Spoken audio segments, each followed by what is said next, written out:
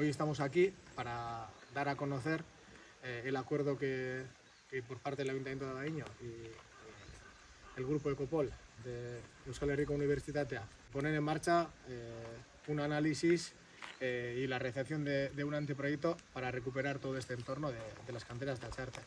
La actividad comenzó en 1971, se prolongó hasta 1996 y el ayuntamiento de aquel entonces pues, no obligó a la empresa a recuperar el entorno. Bai gazteak eta bai zaharrok ze espero dute errekuperazio edo birnaturalizazio prozesu horretatik. Horregaitik guk prozesu parte hartzaile bat ipini nahi dugu martxan, de estas dos canteras que son estos dos agujeros industriales que se han hecho aquí durante 40 años de actividad. Queremos invitaros, ¿no?, a que vengáis el miércoles y pues empecemos este proceso todas y todos juntos.